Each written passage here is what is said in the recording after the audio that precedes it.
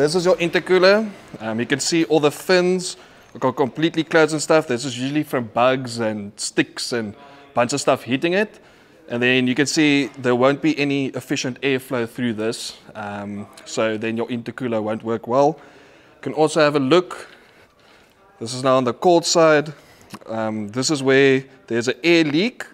You can actually see the oil coming out of it, and that's actually how you can see you have a leak. So this vehicle probably had a boost leak the entire time while it has this. And this is quite a common issue on the D4Ds, that the top mount intercoolers break. And the reason why is, you can see this is aluminium. This is, there's some more oil, as you can see.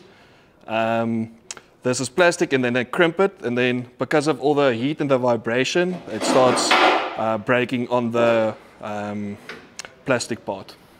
So that's the one benefit of running a different intercooler, because it's fully aluminium welded, so you can't run into these type of issues.